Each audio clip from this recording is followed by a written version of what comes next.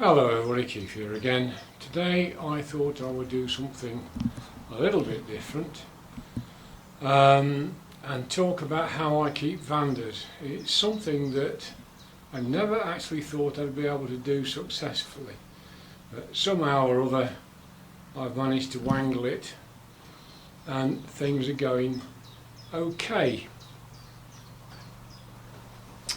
So let's have a look at this one first. This is apricot brandy. It was bought from Spiceotic Plants on eBay in 2019. It was in flower. It has rebloomed for me. It's growing very well at the moment, and you can see there is a new root that's emerged. There's another new root directly opposite that on the other side of the plant. Now this one has always been kept in this tall glass jar, and it seems to work quite well until relatively recently, and I'll discuss that later on. I used to water this by filling that up. It holds about 4 litres of water, and I used to put 4 litres of water or 40 litres of fertilised water or whatever into that and let it soak for an hour or so, siphon it all out and then put it back. As I say, that's changed and we'll discuss that later on, but it's actually doing really rather well this year. On the roots that are outside the jar, we've got a number of new root tips, and the same is true down inside the jar. It's doing much better than it was doing last year. So I can only think that it's may partly be down to the slightly different way I've been treating it, but also partly down to the fact that it's got settled into its new environment. Now the second one is quite a different proposition, as I'm sure you can see straight away.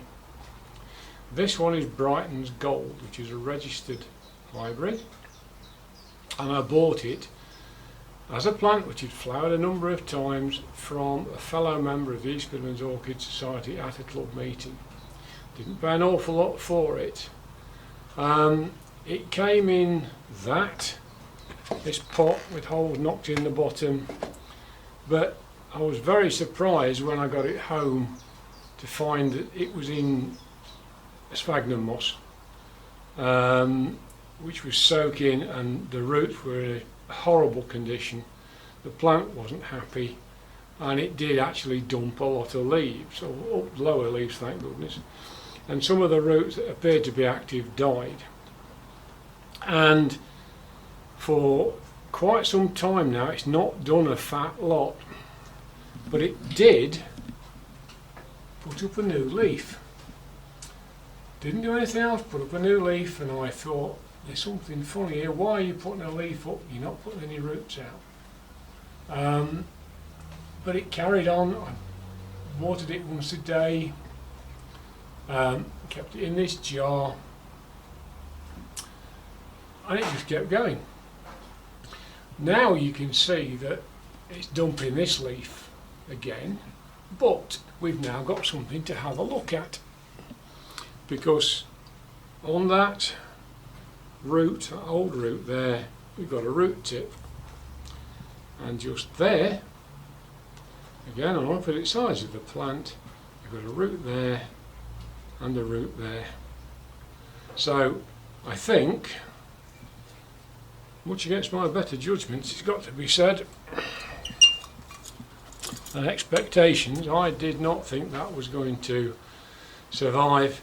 But I think if it finishes putting those roots out and grows a leaf, then I think we're pretty well alright. And then we've got this one. This is the last one that I bought it fairly recently from Burnham's. And because of the lockdown, bought it in April this year, because of the lockdown I've not been able to go out and find a suitable glass container, which I think is going to be the best thing for it overall. But I've had to put up with treating it as most people treat Vandas. It's getting watered once a day, a good 20 minutes or so dunked in water or fertilised water every day, and it is definitely growing.